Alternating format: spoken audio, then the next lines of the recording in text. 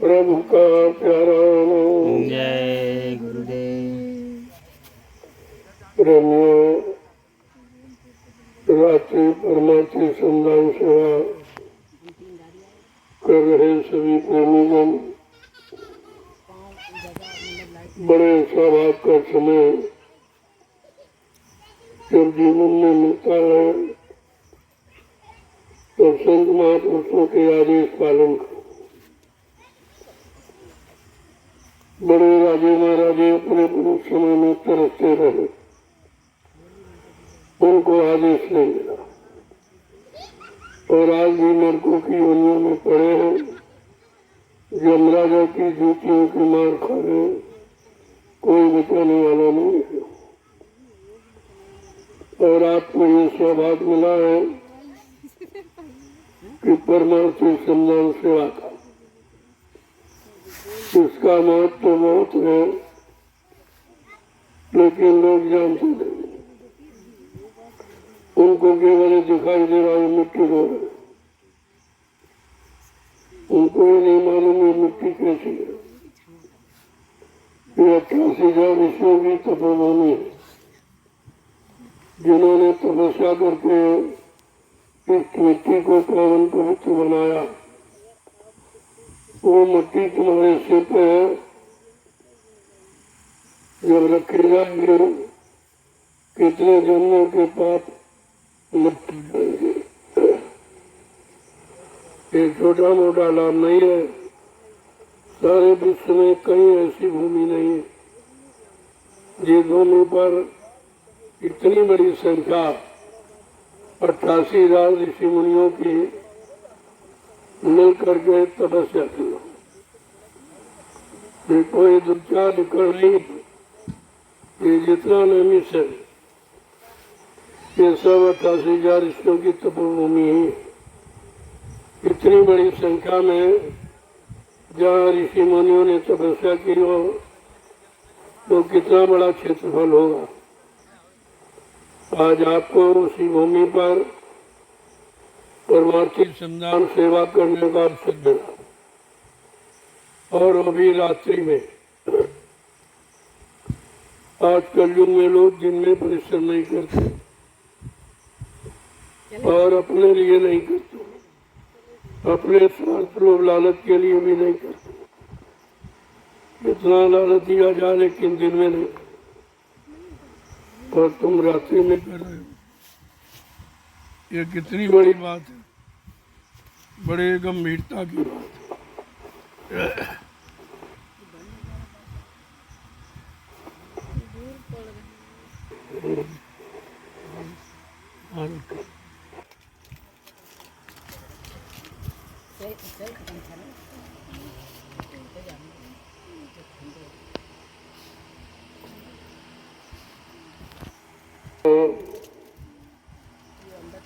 बड़े ध्यान से सुनना चाहिए। आगे आने वाले समय में ये परमार्थी वचन आपको मिलेंगे नहीं, और अभी आपको मुफ्त में सुनने को मिले। इसी संदेश को सुनने के लिए लोग 400 कोस पर दौड़ के जाएंगे, फिर महात्मा आगे निकल जाएंगे, फिर दौड़ के जाएंगे तो महात्मा आगे निकल, और आज उसकी परवाह नहीं है, क्योंकि आपको आगे आने वाले समय की जानकारी नहीं है। वो समय कितना खराब होगा, कितनी मुसीबत आपत्तियों से, दुख तकलीफों से, बीमारी महामारियों से, लड़ाई झगड़ा, देवी प्रकोप, दुर्घटनाओं से, अकाल मौतों से घिरा हुआ होगा, और तुम्हारी संभाल करने वाला कोई नहीं होगा। उस समय आपको महात्माओं की जरूरत पड़ेगी। अभी तो बात समझ में नहीं आ रही, क्योंकि महात्मा समय के बहुत पहले जानकारी देना शुरू कर देते, ताकि जीव यूं न कह सके कि हमको पहले क्यों नहीं बताया। हम होशियार हो जाते हम चेत जाते, जाग जाते, हम गंदे खान पान और गंदे कर्मों से अलग हो जाते। इसलिए कितने पहले ये भूमिका आपके लिए बना के रखेगा और सबके कर्मों तक आवाज पहुंचाएगा। जब लोगों ने सुनना पसंद नहीं किया तब ये जंगल में यहाँ भी जीवन पे इन पेड़ पौधों में तमाम जीव जंतु जो दिखाई नहीं देते, तमाम भूमिगत जमीन के अंदर रहते, लेकिन आवाज समय की सबको नहीं है। सबके अंदर जीवात्मा है।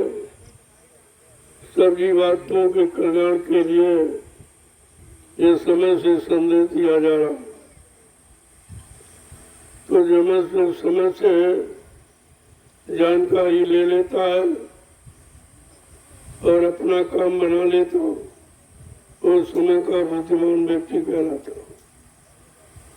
लेकिन ये सबको नसीब नहीं होता।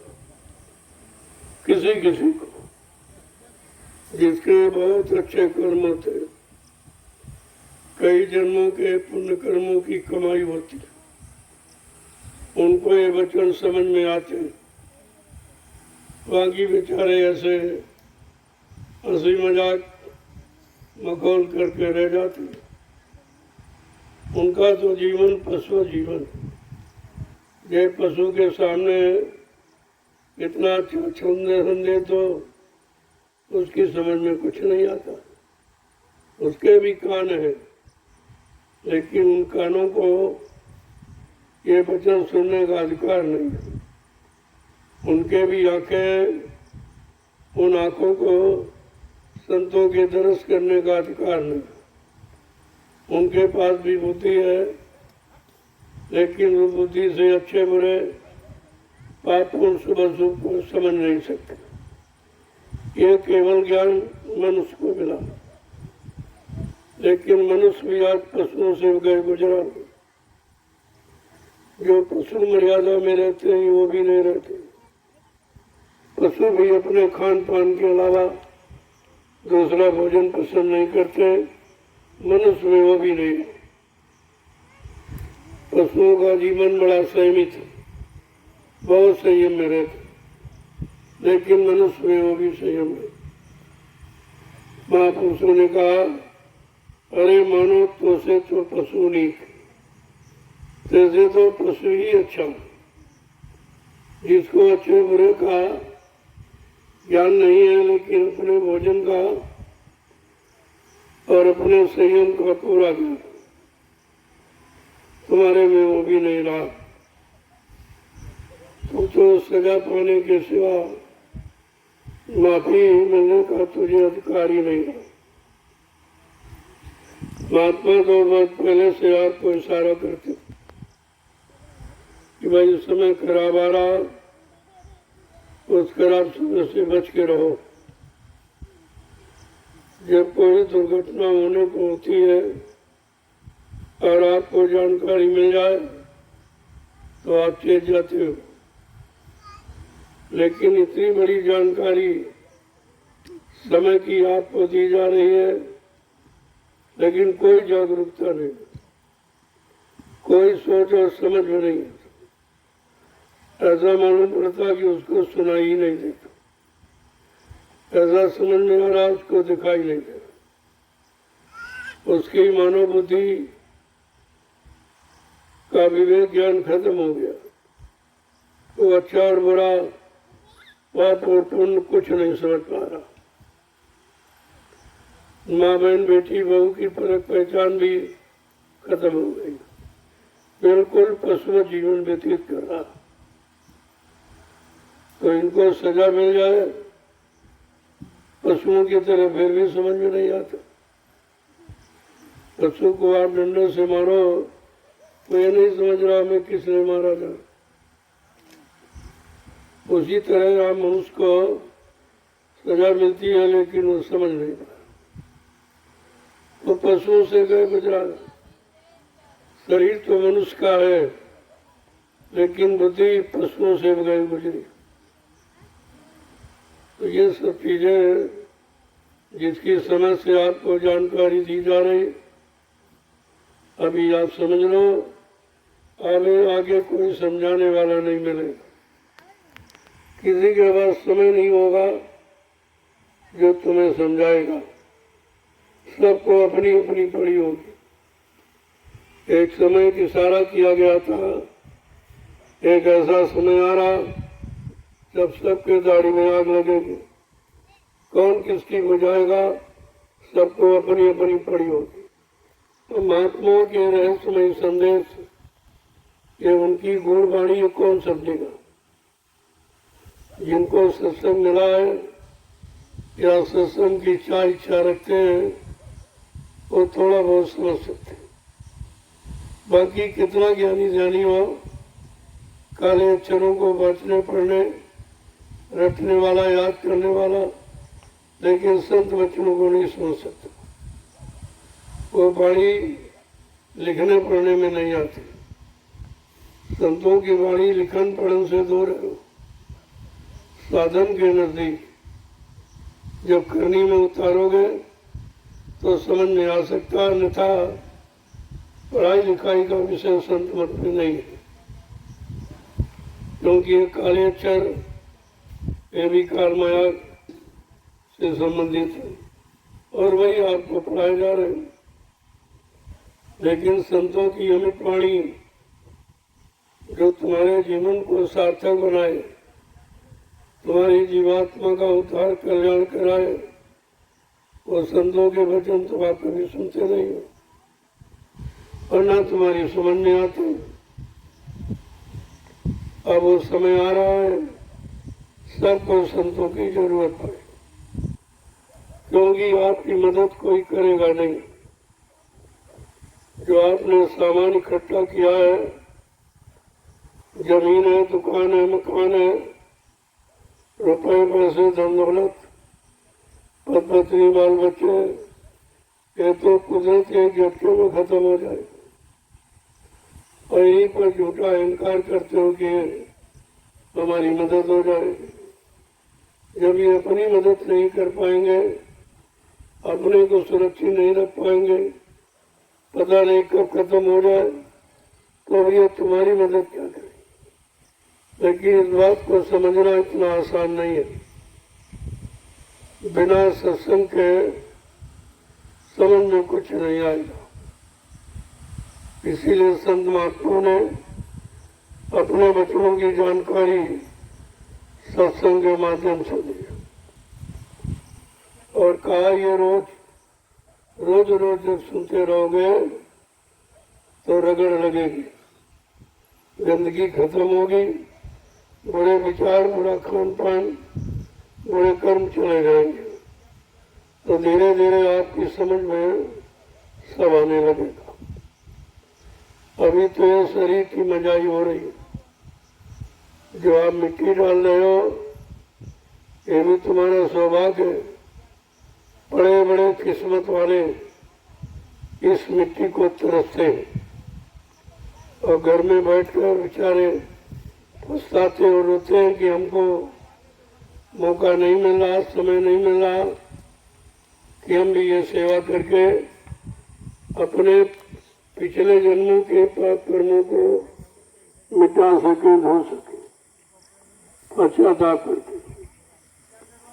और आपको समय मिल गया तो अपने आप को भाग्यशाली समझना चाहिए। अभी तो नहीं, आगे समय गुजरने दो। इस सेवा के लिए लोग तरसेंगे, तब तक काम पूरा हो जाएगा, फिर यहाँ सेवा भी आपको नहीं मिलेगी। कितना प्रयास करो, कितनी मांग करो, लेकिन सेवा हमेशा नहीं। जब तक व्यवस्था नहीं बनती है, आपको सेवा मिली हुई, जब बनके तैयार हो जाएगी फिर कोई सेवा को नहीं मिलेगी। न धन की सेवा, न तन की, न मन की। अभी तो आप समझते हो कि पैसे को बचा के रखेंगे, खर्च नहीं करेंगे, परमार्थ में लगाएंगे, लेकिन जब समय निकल जाएगा, जब तुम पैसा लेके आओगे तो महात्मा अरे भाई ले जाओ, हमको जरूरत है, हम इसका क्या करेंगे, तुम्हारे पैसे का समय निकल गया। अब तुम पश्चाताप करोगे कि मैं समय से चूक गया। आज उसी भूल चूक को मिटाने के लिए आपको अवसर दिया गया है। तन की, मन की, धन की और इंद्रियों की और बुद्धि की, विचारों की सब प्रकार की सेवा समाहित है उसमें। गरीब से गरीब और धनी मानी सबको मौका है।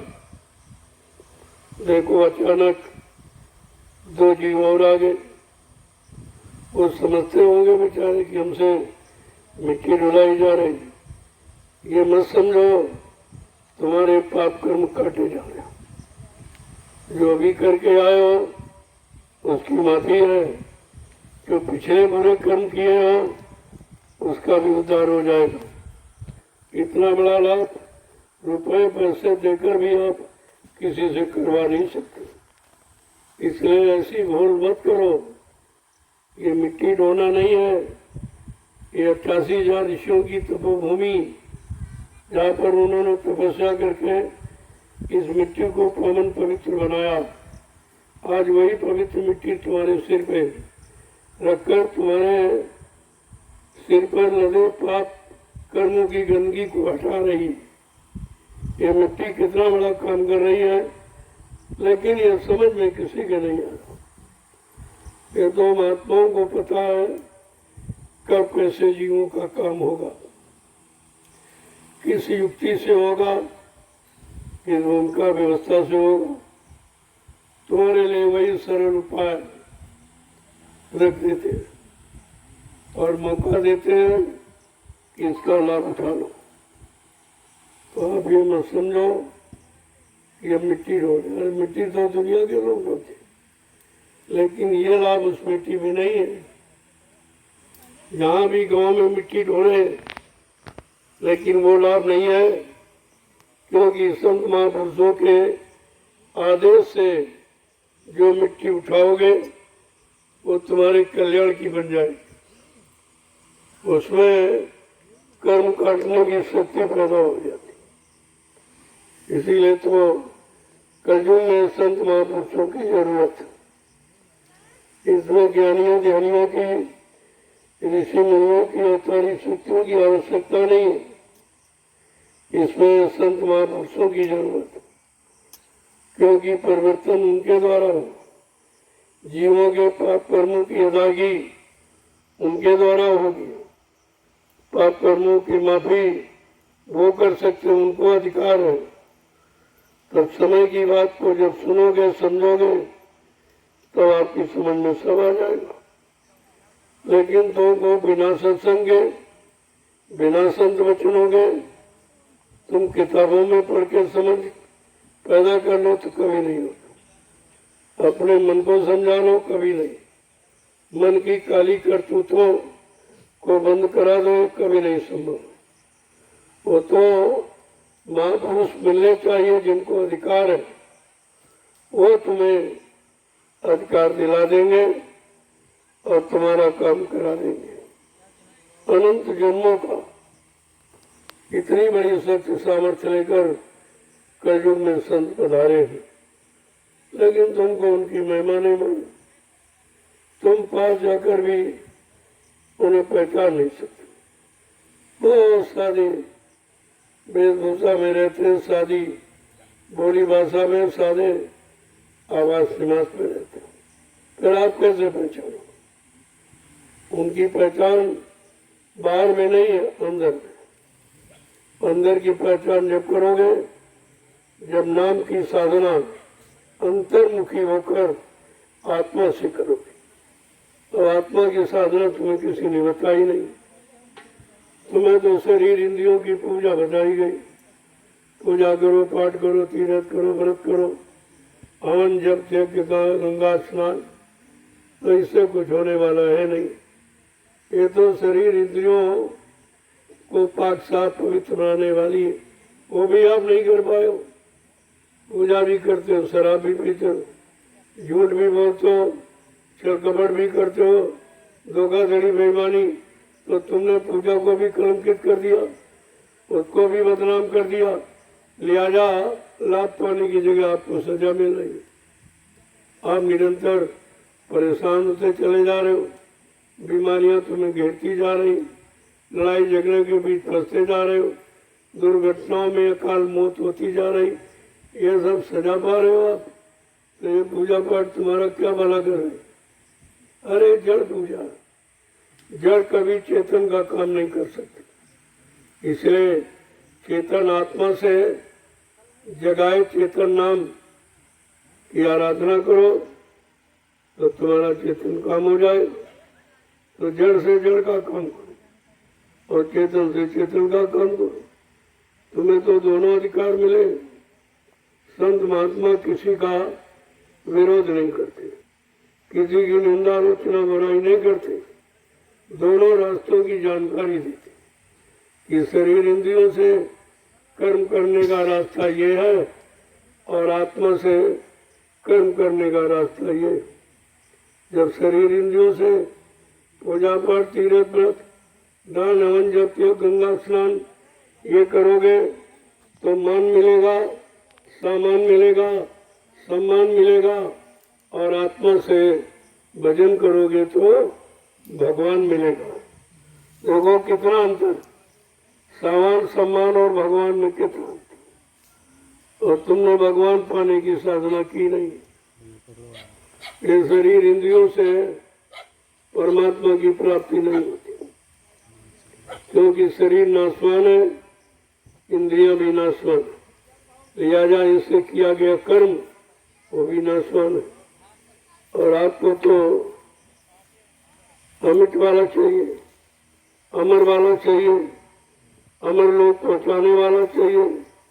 जीवात्मा अजर अमर अविनाशी है, जीवात्मा से जब यानी भजन करोगे तो आत्मा अपने घर को चली जाएगी, परमात्मा से मिल लेगी, लेकिन पूजा पाठ नहीं मिलाएगी।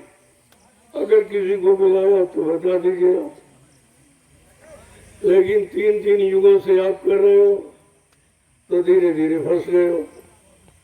जब कोई व्यक्ति शराब पीने लगता है तो ज्यादा दिन हो जाते तो बेचारे फंस जाता, कि वो चाहता है खराब लेकिन बंद नहीं कर पा रहा, क्योंकि वो आदती हो जाता, एक आदत बन जाती। ऐसे तुम्हारी आदत बन गई है शरीर इंद्रियों से पूजा पाठ की, और ये आदत सच्ची इबादत नहीं मानी जाती। इबादत तो आत्मा से परमात्मा के लिए की जाती है। तो बात को समझो पहले, जब वचनों को सुनोगे तो सब समझ में आपके आ जाए, लेकिन ये सत्संग कहीं मिलेगा नहीं। हिंदुस्तान के विश्व में कहीं चले जाओ, ये आत्म कल्याणकारी संदेश नहीं मिले। शरीर की हितकारी, रात पर धन दौलत मान सम्मान सामान मिलने वाला तो मिल जाएगा, लेकिन भगवान मिलने वाला नहीं मिलेगा। और तुम्हें भगवान चाहिए, क्योंकि मानव जन्म प्रभु परमात्मा भगवान की प्राप्ति के लिए मिला। अगर ये प्राप्ति नहीं होती है तो मानव जीवन आपका व्यर्थ में माना जाएगा और फिर आपको ये जन्म मिलेगा नहीं, क्योंकि प्रभु प्राप्ति वाला अगर काम आपने न किया तो दोबारा ये आपको नहीं मिलेगा।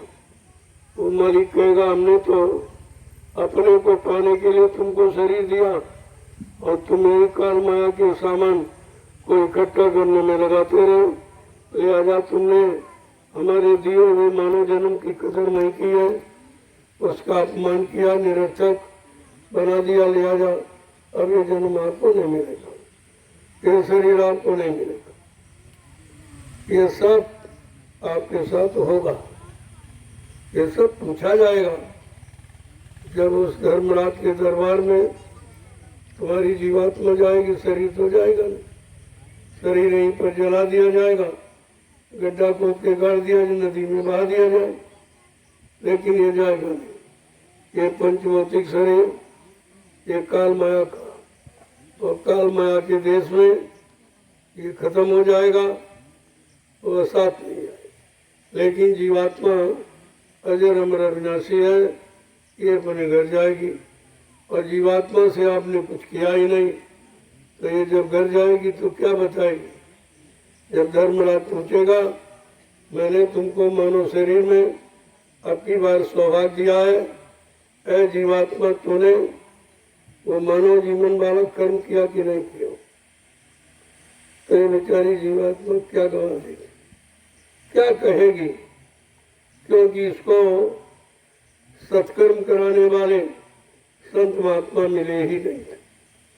तो सत्कर्म कराता कौन?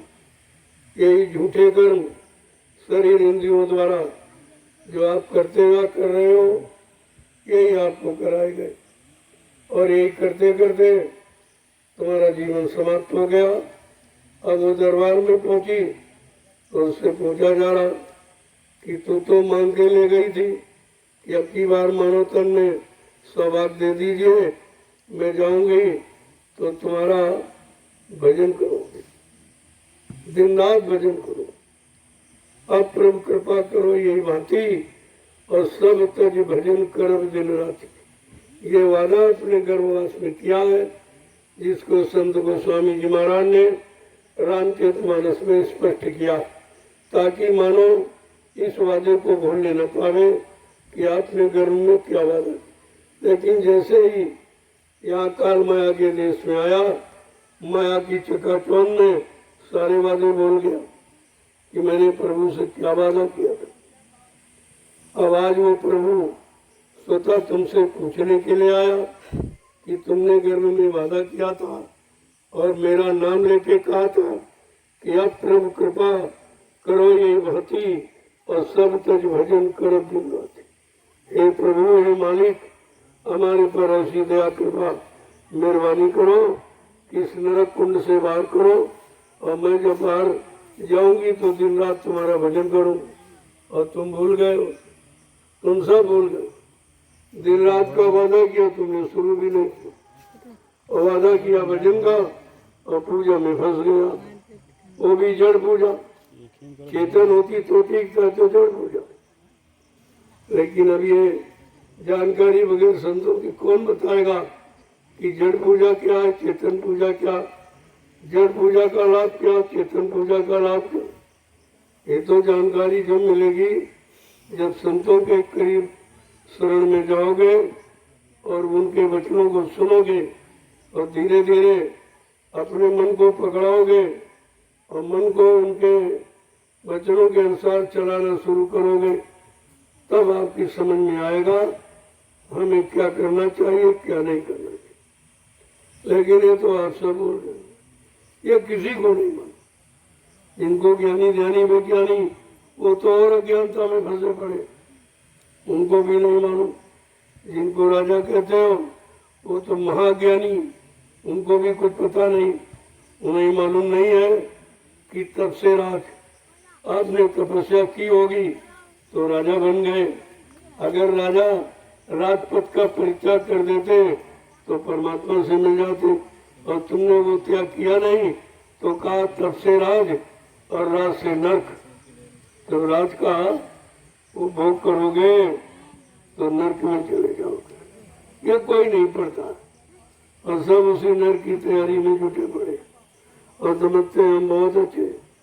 सबसे गंदगी का स्थान है राजा बनना। देश का राजा देश भर की गंदगी उठा रहा, वो गंदगी इतनी बढ़ा लेगा, कितने हजार बार जन्म लेकर भी इस गंदगी से अलग नहीं हो पाएगा।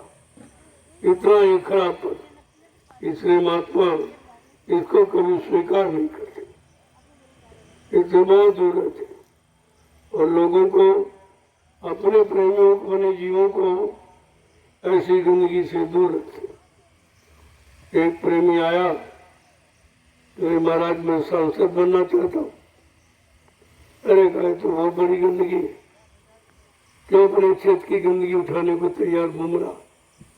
कहना नहीं नहीं, बड़ी क्षेत्रवासियों की बड़ी इच्छा है। कहते नहीं नहीं हम समर्थन देंगे। वो नहीं माना, हट करने लगा। अब लेकिन महात्मा तो अपने जीव को नहीं फंसाएंगे, उन्हें कुछ भी करना पड़ेगा। तो समर्थन मिला और बनने जा रहा था, लेकिन 4 वोट से हार गया और आया कि महाराज मैं 4 वोट से हार गया। अरे कहा तुझे नहीं मालूम 4 वोट कम कराने में हमको कितनी मेहनत करनी पड़ी, हराने में कितनी मेहनत करनी पड़ी कि तू भी नरक में चला जाएगा। लोग कहेंगे तो संतों का जीव था, नरक में कैसे चला गया। तो अपने जीव को कभी नरक में नहीं जाने देते हैं और स्वार्थ लोभ लालच मान सम्मान से अलग रखते हैं। ये हमेशा आपको ध्यान में रखना चाहिए। और कहा था जय गुरुदेव नाम लेकर चुनाव लड़ोगे तो बच्चा हार जरूर जाओगे, और चोरी करोगे तो पकड़ जाओगे। ये 2 काम मत करना। ये पहले ही आदेश दिया जा चुका है और फिर भी बार बार तुम गंदगी में कूदने की इच्छा रखते हो, बच्चों को भूल जाते हो और ठुकरा देते हो और गुरु को छोड़कर गंदगी में कूद जाते हो। फिर भी गुरु अपने जीव की मदद करते हैं, उसे गंदगी में जाने नहीं देते। कहीं 1 वोट से हरा देंगे, कहीं 4 वोट से, मतलब उसको गंदगी में नहीं जाने देंगे। अब वो यही कहेगा तो गुरु ने मदद नहीं की, हमको हरवा दिया, कहा हरवा नहीं दिया, तुमको जिता दिया, काल से तुमको जिता दिया, हरा नहीं दिया। तो संतों की महिमा बड़ी अपार है, जिसे समझना इतना आसान नहीं है कि आप समझ कब किससे कैसी सेवा ले लें, कब किसको कहाँ पर मोड़ दें, कहाँ लगा दें, कैसी सेवा में लगा दें, उसके पाप कर्मों को उतार दें, उसका काम सहज में कर दें। ये उनकी दया है। उनकी दया के आगे कोई कुछ नहीं कर सकता।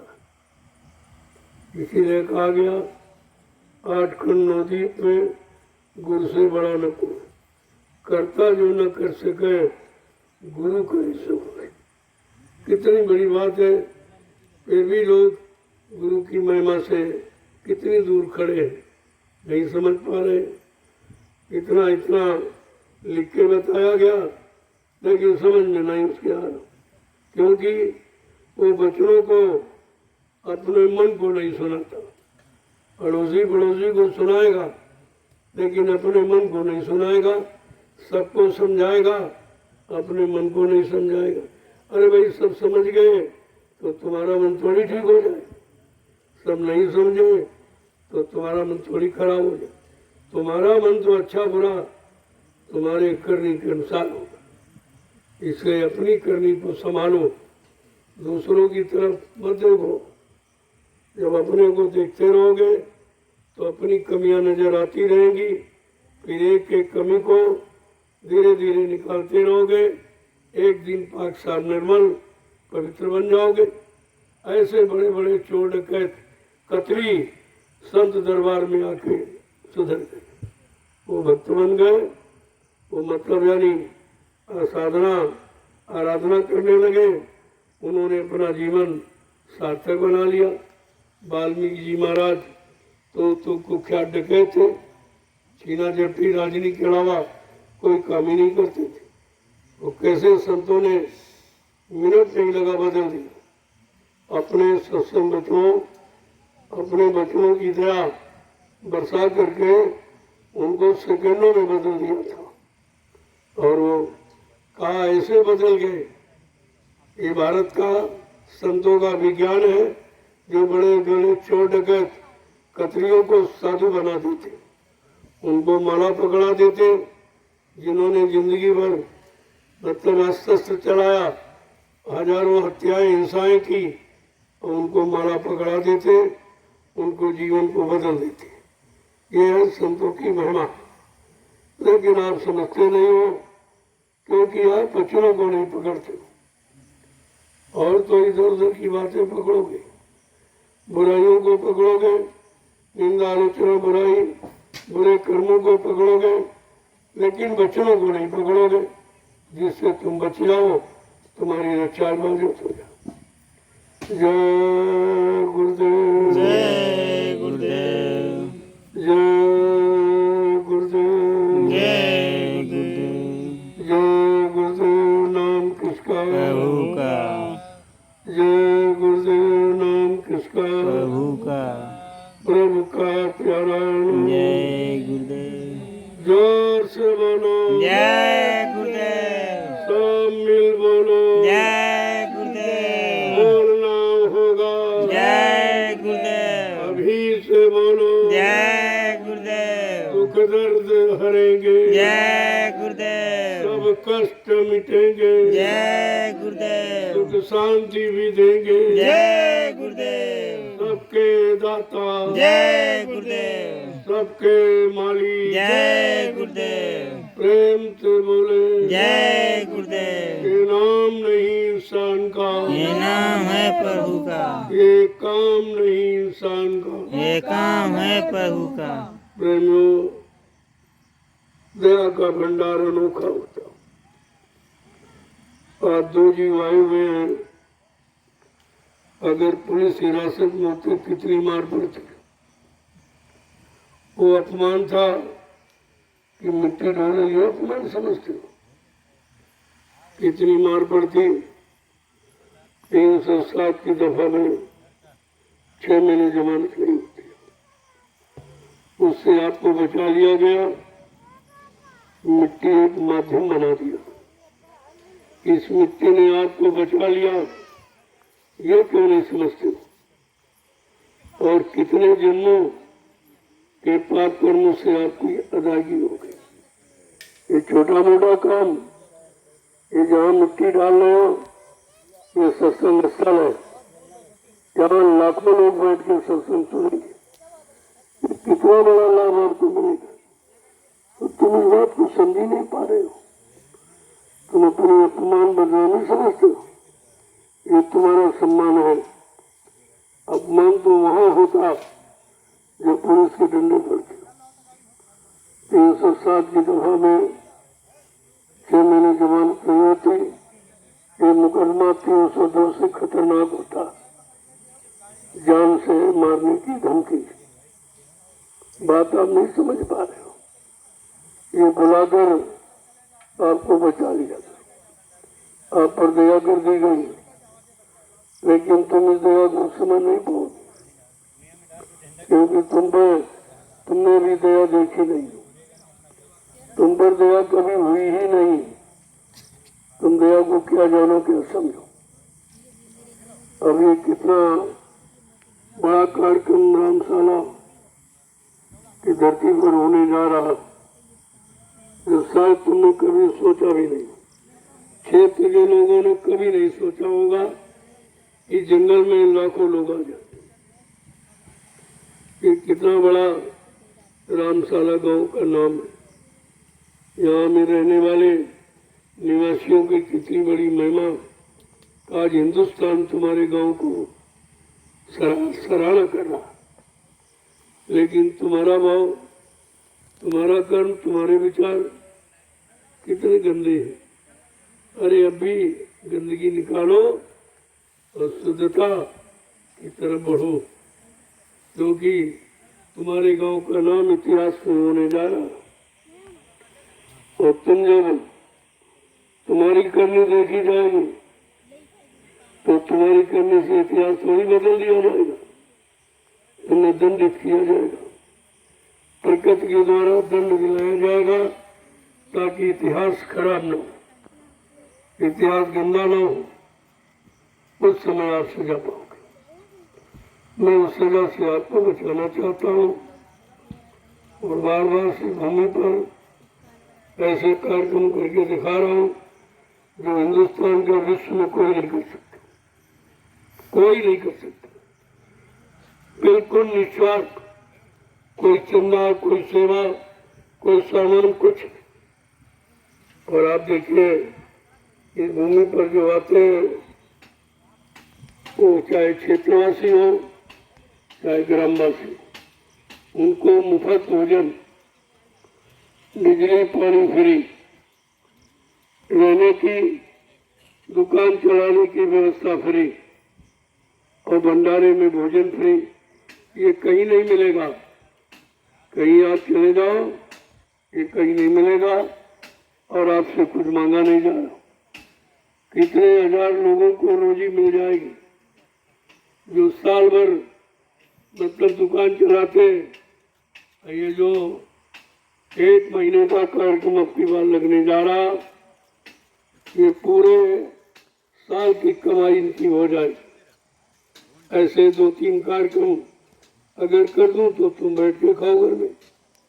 हम तो चाहते हैं सब लोग अपने घर में बैठकर सच्चाई ईमानदारी के साथ अपना काम करें और ये शुद्ध भोजन करें, अपने बाल बच्चों का पालन पोषण करें और सुबह शाम बैठकर परमात्मा का भजन करें। हम तो ये चाहते हैं और यही करने के लिए हम आए हैं। लेकिन अब तुम न समझ पाओ, न कर पाओ तो उसके लिए हम क्या करें। जय गुरुदेव। ये 19 तारीख से 19 जुलाई से 24 जुलाई तक ये तो आध्यात्मिक सत्संग का,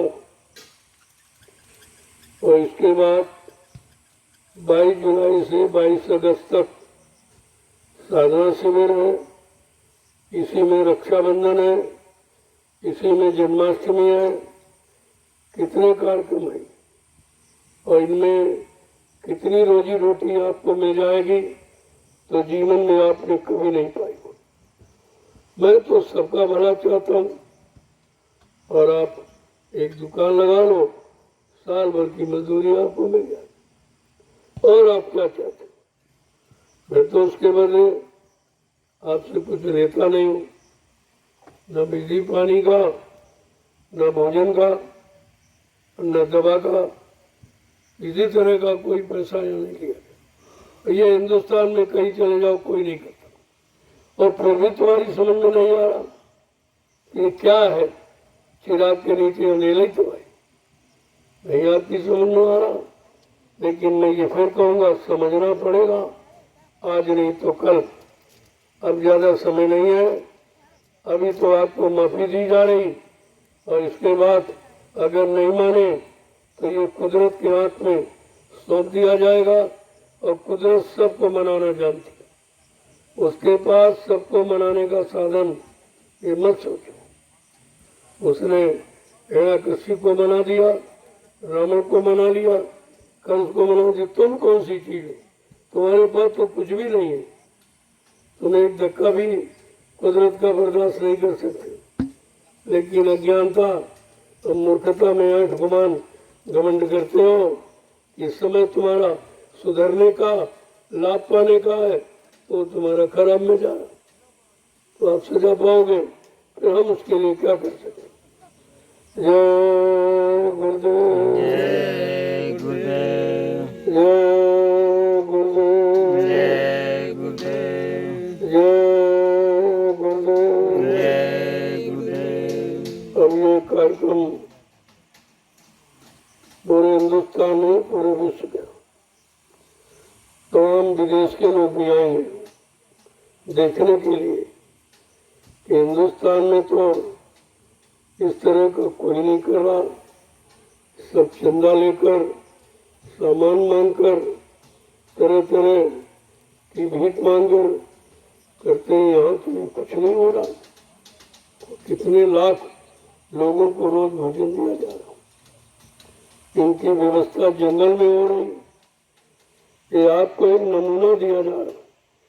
अगर इनके हाथ में देश की सत्ता सौंप दी जाए तो ये क्या नहीं कर सकते।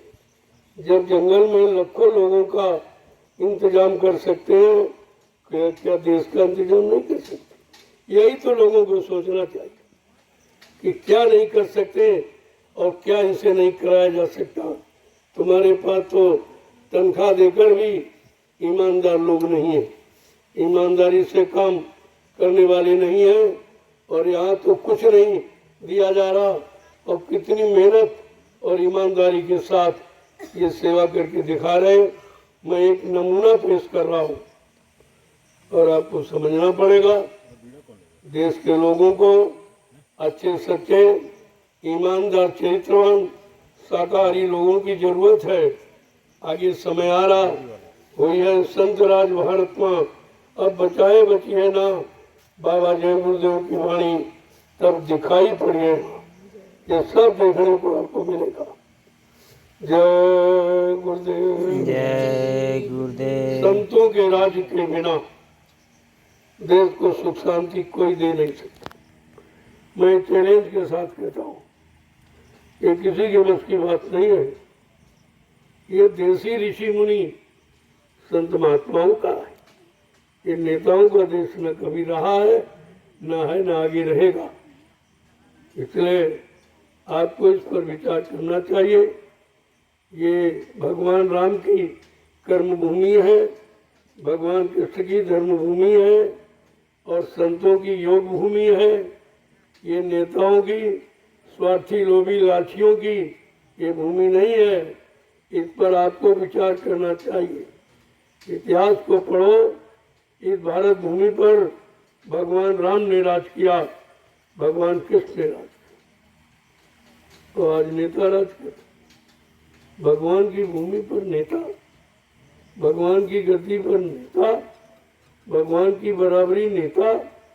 कम से कम आपको तो विचार करना चाहिए, तुम्हें भगवान का भक्त बनने का आदेश है कि भगवान की बराबरी करने का आदेश? तुम्हें शिष्य बनने का आदेश है कि गुरु की बराबरी करने का आदेश है? ये सब सोचना चाहिए आपको। नहीं सोचोगे तो पछताओगे। तुम्हें सेवा करने का आदेश है कि राजा बनने का आदेश?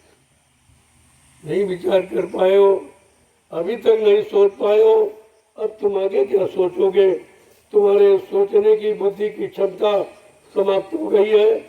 इतने अनैतिक कार्य, इतनी हिंसाएं, हत्याएं जीवों की तुमने निरर्थक की और निर्दोष, जिनका कोई दोष नहीं, कोई गुनाह नहीं, कोई पाप नहीं, ऐसे जीवों की नित्य हत्या और हिंसा ये राजा के आदेश से हो रही, उनके परमिशन, उनके लाइसेंस बनाने से हो रही। ये सारा दोष राजा पर है। लेकिन कुछ नहीं सोचना।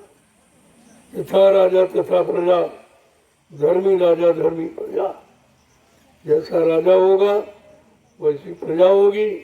अगर धार्मिक राजा है तो धार्मिक प्रजा होगी। राजा अगर अधर्मी है, अन्यायी है, निर्मम हत्याएं, हिंसाएं कराने वाला, गर्भपात नसबंदी जैसी मासूम बच्चों की हिंसा हत्या कराने वाला, ऐसे राजे को तो नरक में भी ठिकाना नहीं मिलेगा। जिसने भारत देश की गौरव गरिमा को समाप्त कर दिया, भगवान राम की मर्यादा को नष्ट कर दिया, भगवान कृष्ण की छवि को धूमिल कर दिया, वो क्षमा करने का अधिकारी नहीं, क्षमा पाने का अधिकारी नहीं। मैं तो बार बार प्रार्थना ही नहीं कर रहा हूँ, समय आगे आ रहा तो आपको माफ नहीं करेगा। मनुष्य बलि नहीं होते हैं, समय होत बलवान। किल्लन रोटी गोपिका वही अर्जुन हुई बात। समय से कोई लड़ नहीं सकता। और ये इंसान कह रहे हम बलवान हैं, हम राजा हैं, हम ये हम वो। अरे तुम्हारी भूल, तुम्हारी अज्ञानता, मूर्खता है। समय बड़ा है और समय से लड़ोगे तो विनाश की स्थिति में समय पहुंचा देगा। सबको पहुंचाया और तुमको भी पहुंचा देगा। अब ज्यादा समय नहीं है, परिवर्तन ऐन कगार पर है। जय गुरुदेव। जय गुरुदेव। जय गुरुदेव। जय गुरुदेव। जय गुरुदेव। नाम किसका? प्रभु का। प्रभु का प्यारा नाम। जय गुरुदेव। देखो प्रेमियों, आज आपने कोई सेवा नहीं की थी। मैंने सोचा भी आज आपका दिन खाली न जाए। सेवा से खाली चला गया तो कितना भारी नुकसान। कितने पाप कर्मों की अदायगी से वंचित रह जाते आप। ये सेवा आपके लिए तत्काल खोज के रखें कि कुछ न कुछ सेवा होनी चाहिए। चाहे मिट्टी खोदो और फिर वहीं डालो, फिर खोदो फिर डालो। तुम ये मत देखो कि ये गड्ढा करके फिर उसी को बंद कराया जा रहा। अरे तुम्हारे पाप कर्मों की कटाई की जा रही। जहाँ तो ये मत सोचो क्या हो रहा क्यों हो रहा। आज ये मिट्टी डाली, कल कहेंगे इसको उठाओ, जहाँ से लाए थे वहीं पहुँचाओ, तब तुम्हारे अंदर शंका हो जाएगी। शंका का विषय नहीं है, विषय है सेवा कराने का, सेवा मिलने का।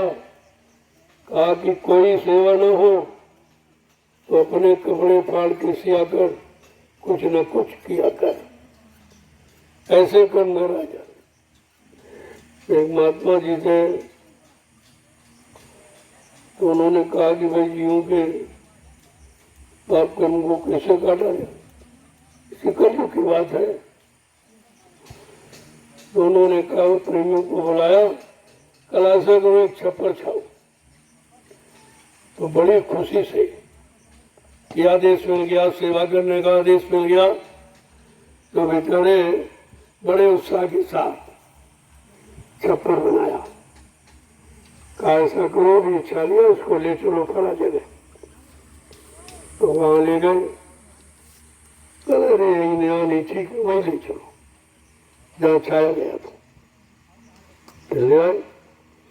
जब 2-3 बार ऐसे कराया तो प्रेमी में शंका पैदा हो गई। अरे गुरु जी की बुद्धि खराब हो गई, ये पागल हो गई, ये क्या उठाओ वहां उठाओ, यहाँ ले जाओ वहां ले जाओ। अब बेचारे शंका करने लगे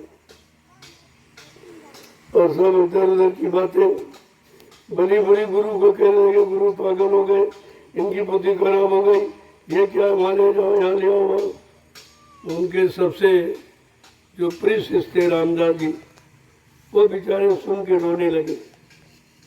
कहा देखो कितने जीव मूर्ख हैं, एक ही तो जानकार है जो उनको सेवा का मौका दे रहा।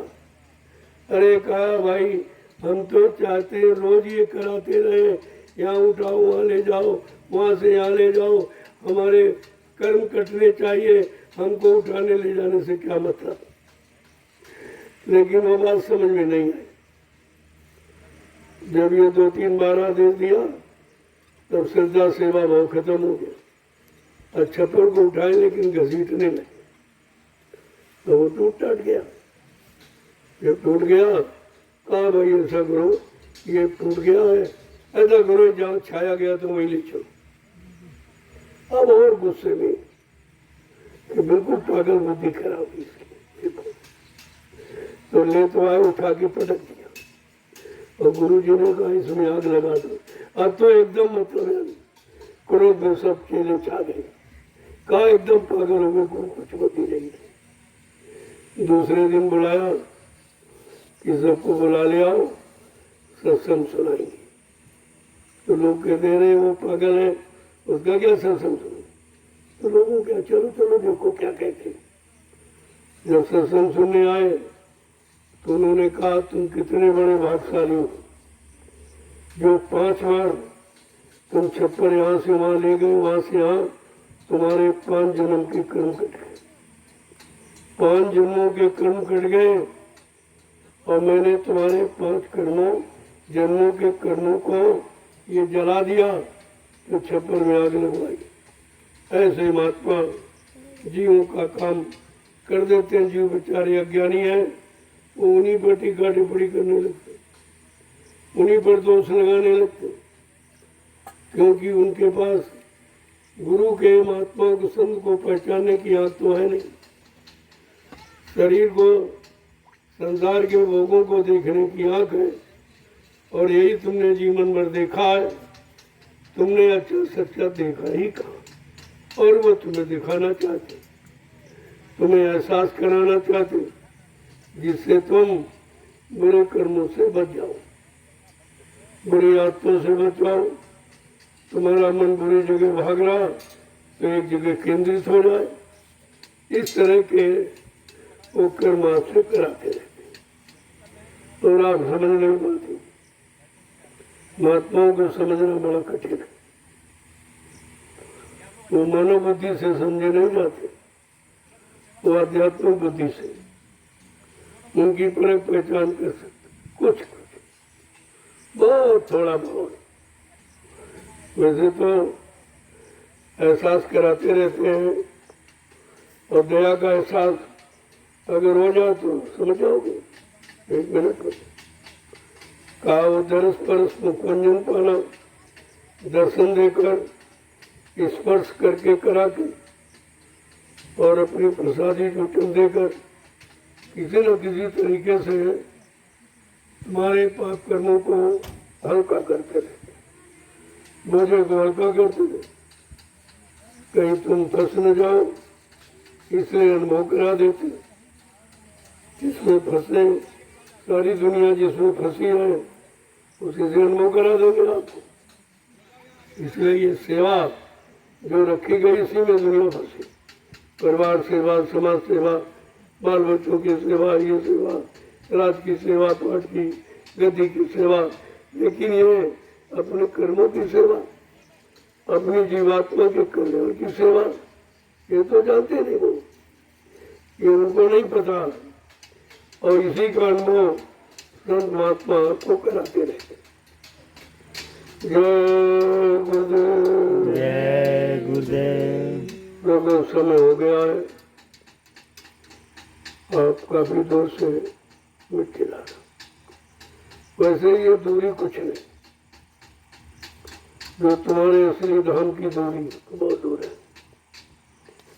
वो दूरी को तय करने के लिए ये दूरी का अभ्यास कराया जा रहा है कि वहां से मिट्टी यहाँ से वहां, उधर से उधर, इधर से उधर, चारों तरफ, ये सब क्या है, अनुभव कराया जा रहा कि अपने घर जाने के लिए कितनी दूरी तय करनी पड़ेगी, और ये तो कुछ नहीं। और ये बोझा मिट्टी का कुछ नहीं है जो कर्मों का गट्ठा लादे बैठे हो, वो तो इससे करोड़ों गुना भारी है, और वो गट्ठर कोई उतार भी नहीं सकता। तो एक बहाना है ये मिट्टी का, इस मिट्टी के द्वारा अनंत जन्मों के कर्मों के बोझों को उतारा जा रहा हूं। इसलिए अब आपकी सेवा का समय पूरा होने जा रहा, लेकिन अभी नहीं, अभी 15 डलियां आपको और डालनी, 10 अपनी और 5 हमारी। ये ले आओ बच्चों, जल्दी से आओ, बस प्रसाद लो, चलो भंडारों की तरफ भोजन ले लो। चलो जय गुरुदेव। जय गुरुदेव। तो तैयारी जीवन रक्षा गुरु पूजा महान पावन पर्व की हो रही है, जो सारे हिंदुस्तान में बड़े हर्षोल्लास के साथ गुरु की पूजा के रूप में मनाया जाता है। सारे मजहब धर्मों के लोग अपने अपने गुरु इष्ट की पूजा करते हैं। एक दिन उनको याद करने का रखा गया, और ये गुरु नाम की का पर्व है, गुरु नाम की पूजा का पर्व है। तो गुरु की महिमा बताने के लिए पर्व रखा गया। तो हम इसीलिए गुरु और सदगुरु दोनों की महिमा ये बताने के लिए मैंने आध्यात्मिक सत्संग का आयोजन किया कि देश के कोने कोने से प्रेमी आएंगे और पूजा करेंगे, तो चले जाएंगे। तो इतना समय सबके पास नहीं है।